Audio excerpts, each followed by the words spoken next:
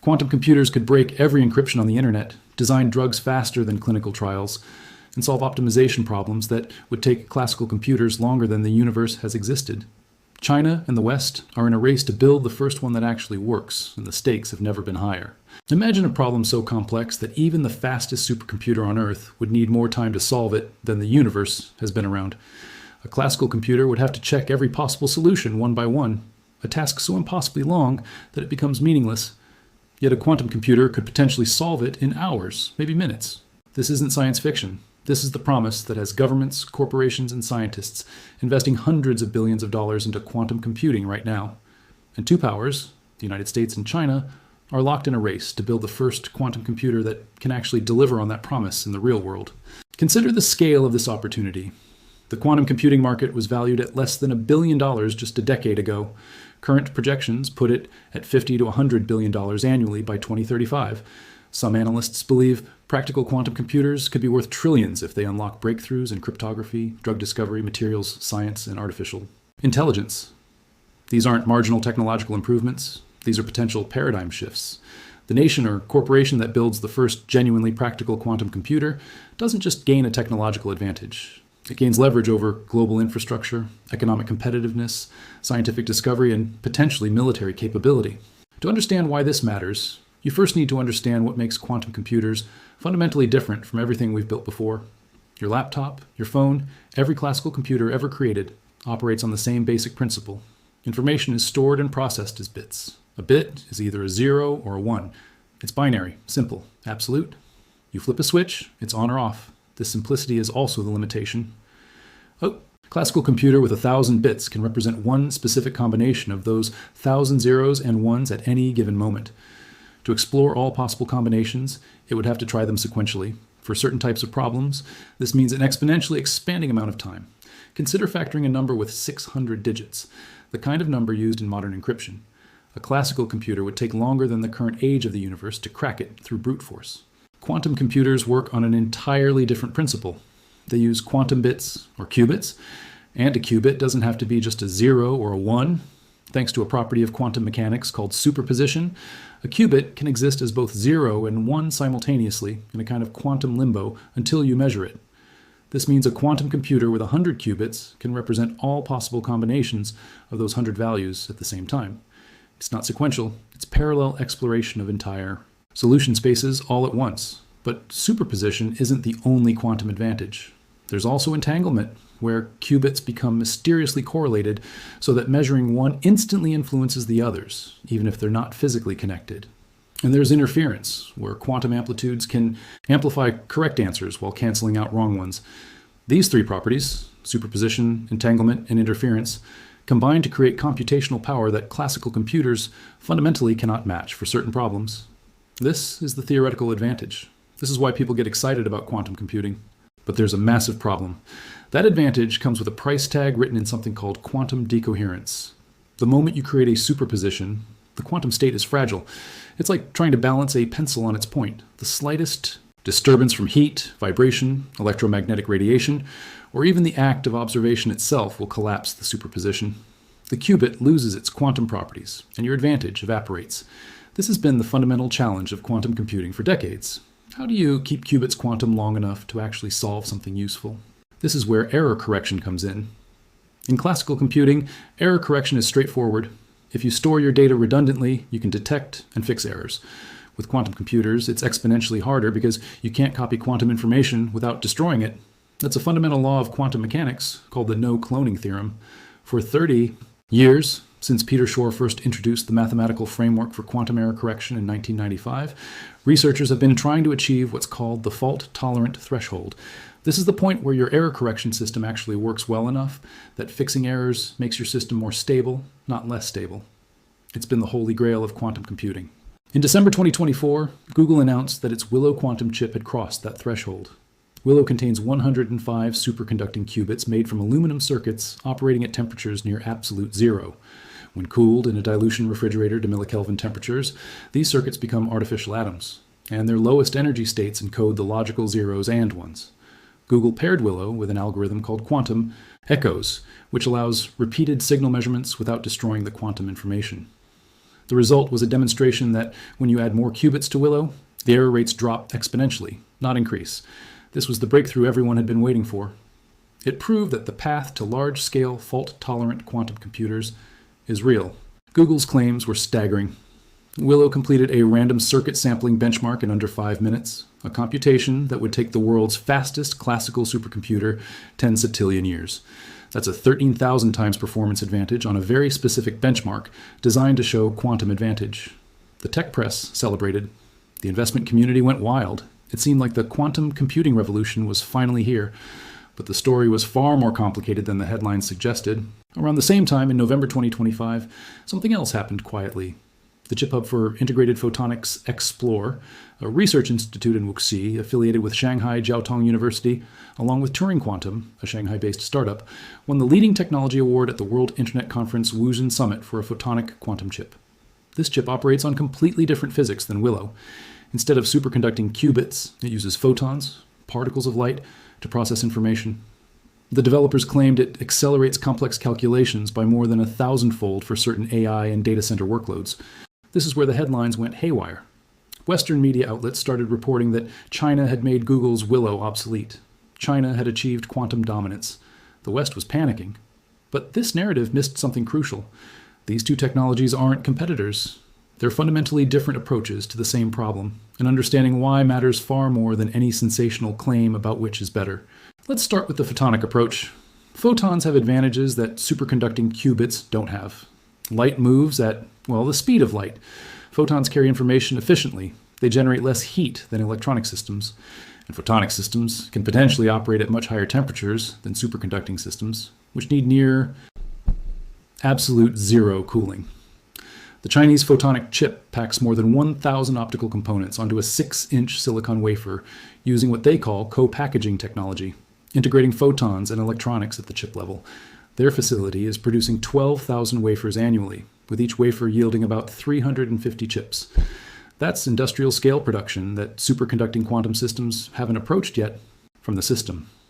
Creating and manipulating large numbers of entangled photons is also experimentally difficult. The claimed advantages in speed and scale don't translate directly to practical quantum advantage the way Google's error correction breakthrough does. 1,000 optical components don't necessarily mean 1,000 usable qubits, if many of them are lost or entangled incorrectly. This is the nuance that got buried under clickbait headlines. China's photonic chip is a genuine achievement. It represents real progress in a different modality of quantum computing. It could be tremendously valuable for specific applications, but it's not a direct replacement for Willow, and it doesn't invalidate Google's breakthrough. In fact, the broader picture shows that quantum computing is advancing on multiple fronts simultaneously, and that's exactly what the field needs. Consider what China has actually accomplished beyond the photonic chip.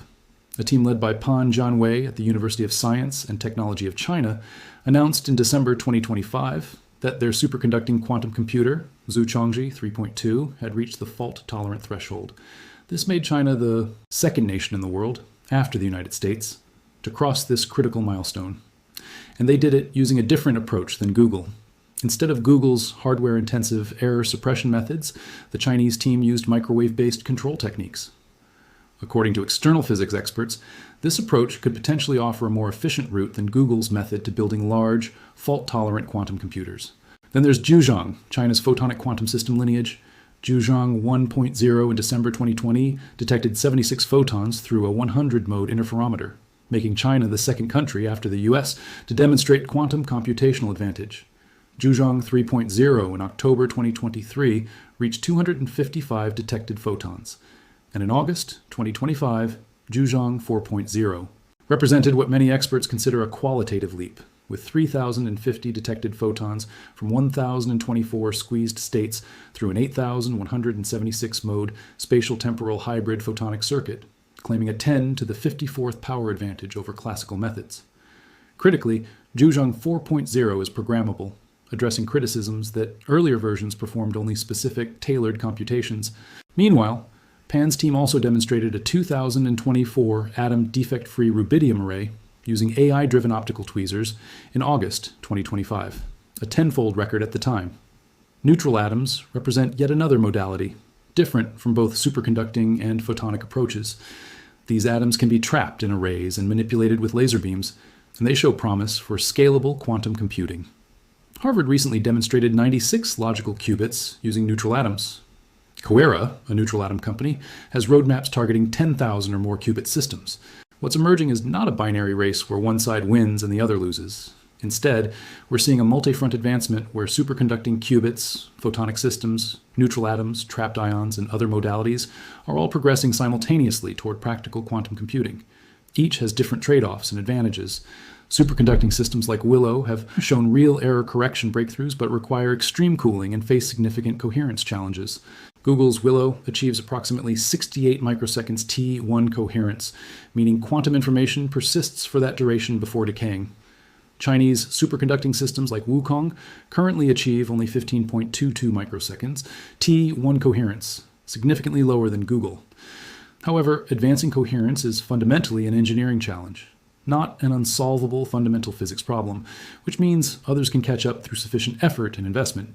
Photonic systems avoid the cooling requirements and could scale to more components, but photon loss and entanglement fidelity remain major obstacles. Neutral atoms show tremendous promise for scalability, but are still earlier in development. Trapped ions achieve very high coherence and gate fidelities, but face challenges in scaling to large numbers. The diversity of approaches is actually healthy. It means if one path hits a fundamental barrier, others can continue advancing. What makes the geopolitical dimension genuinely important is not which technology is currently ahead, but what these breakthroughs mean for real-world applications and who gets there first.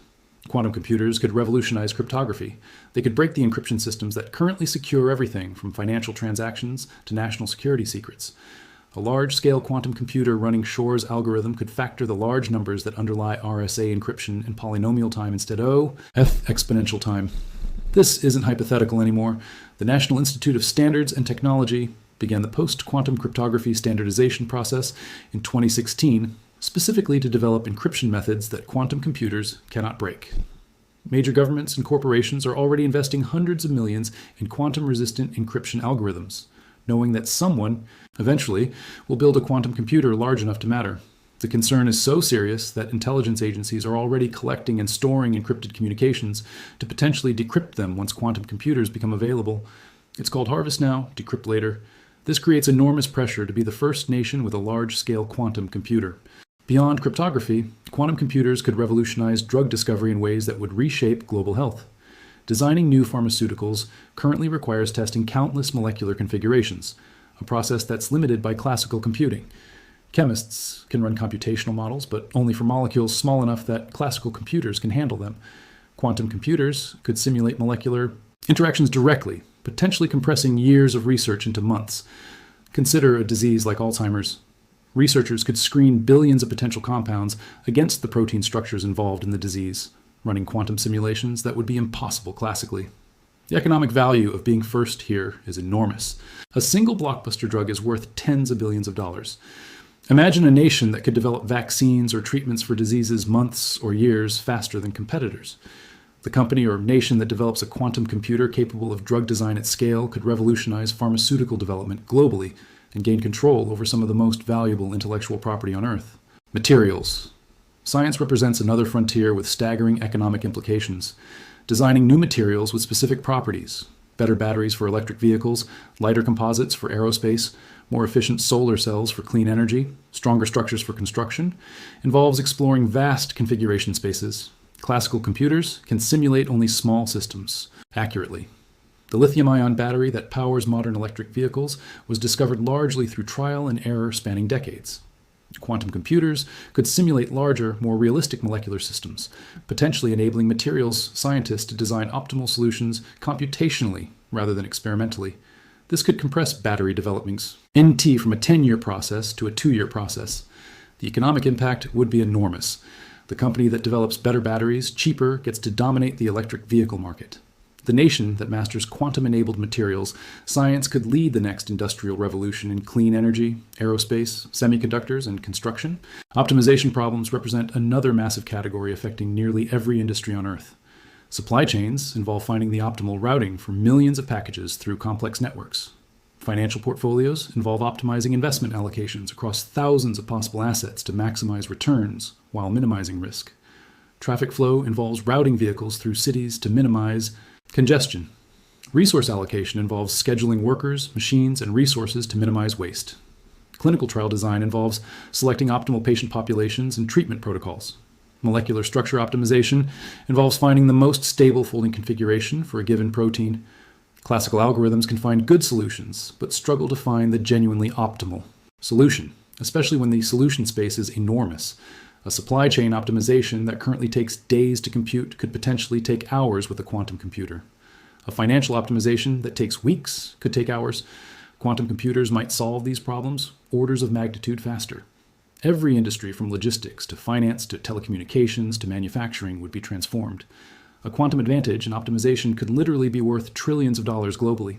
There's another dimension to quantum computing that's often overlooked: artificial intelligence. Quantum computers could potentially accelerate machine learning in ways that might transform AI development itself. Training large language models, like those powering ChatGPT, requires enormous computational resources and energy consumption. Some quantum algorithms could potentially speed up certain aspects of machine learning, including optimization. Problems central to training neural networks.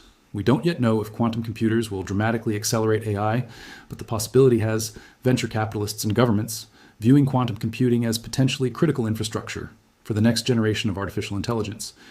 If quantum computers become essential for competitive AI development, the geopolitical stakes rise even higher. A nation that combines quantum computing capability with AI leadership could dominate technology development globally for decades. The timeline to practical quantum computers remains unclear, but the race is accelerating dramatically. Optimistic projections suggest 5 to 10 years for the first commercially useful quantum computers for specific applications like drug discovery or optimization. More conservative estimates say 15 to 20 years or longer for general-purpose quantum computers. The gap between demonstration of a physics principle and commercial deployment is often measured in decades. But this is not a normal technology development race. Quantum computing has massive government backing globally. China explicitly mentions quantum technology in its 15th five-year plan as a new driver of economic growth, with plans to establish additional quantum research centers and manufacturing facilities across multiple regions. The United States has poured billions into quantum initiatives through the National Quantum Initiative, the Defense Advanced Research Projects Agency, and the Department of Energy. The European Union launched the Quantum Flagship program with over €1 billion in funding.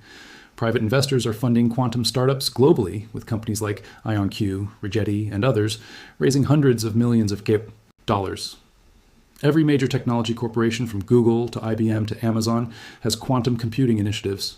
This level of coordinated investment from government and private sectors simultaneously is historically rare and signals genuine belief that quantum computing will deliver transformative results.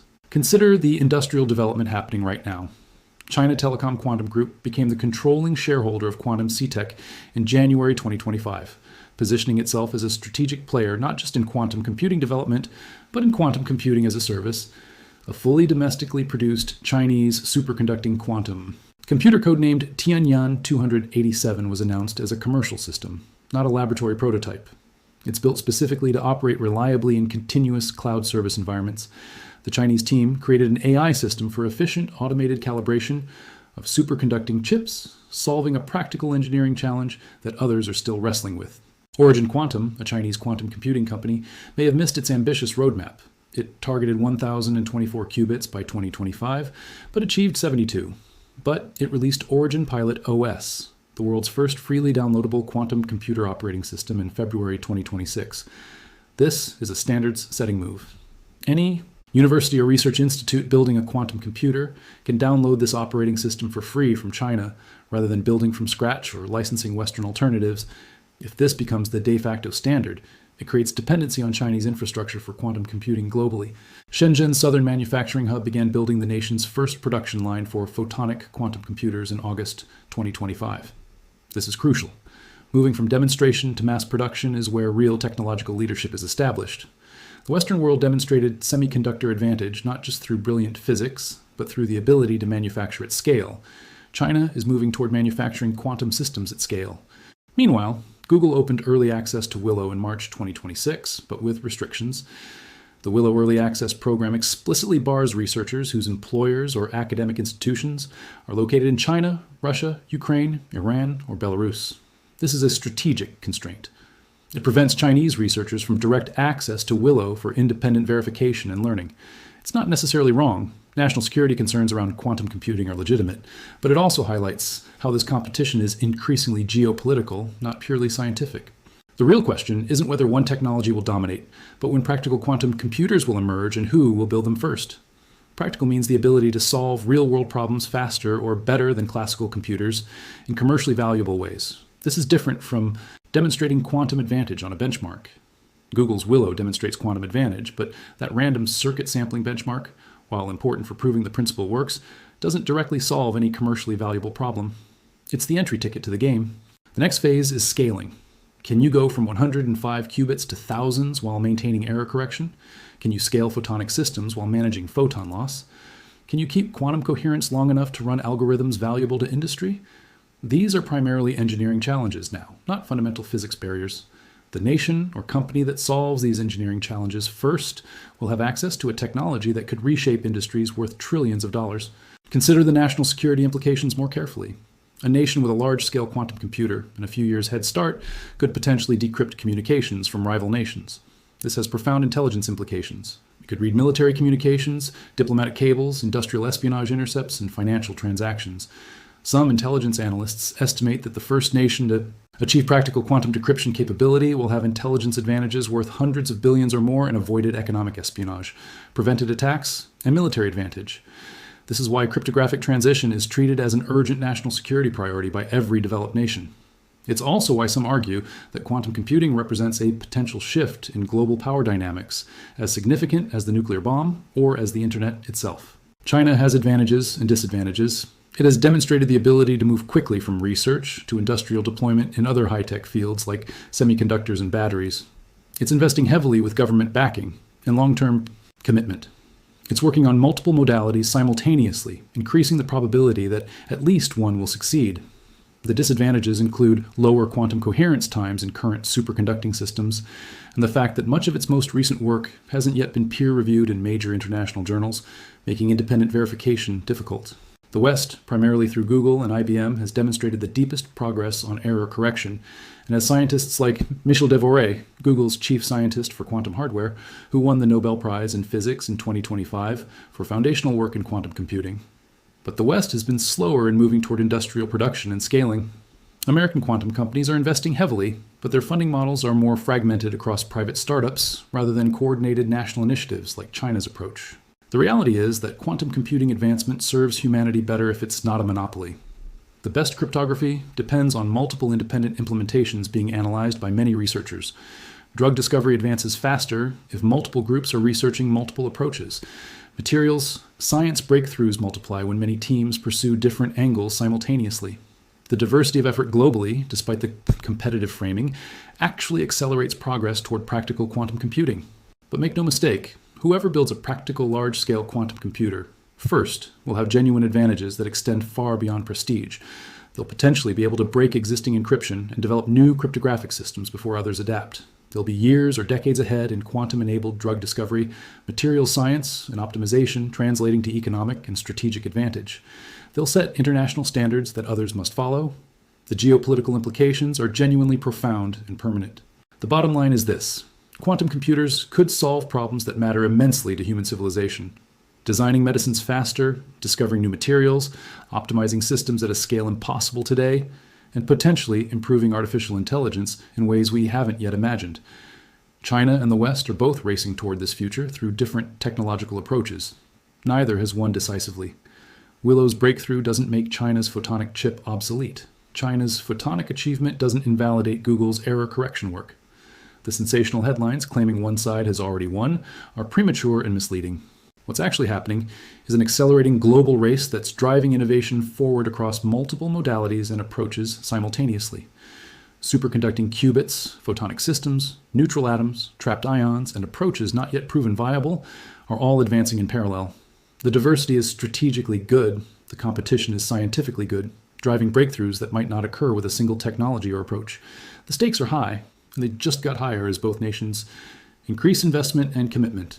The Chinese photonic chip that dominated headlines claiming to make Willow obsolete is real progress in a different technological direction.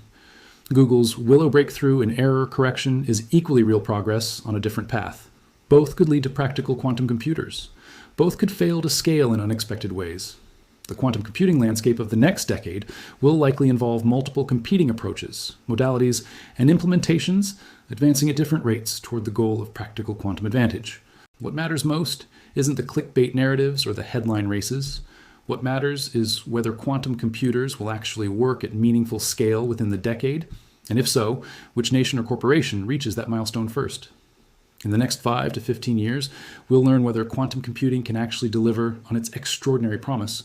We'll discover whether error correction can scale to thousands of qubits. We'll see whether photonic systems can overcome photon loss at scale. We'll watch neutral atom approaches attempt their climb toward massive arrays.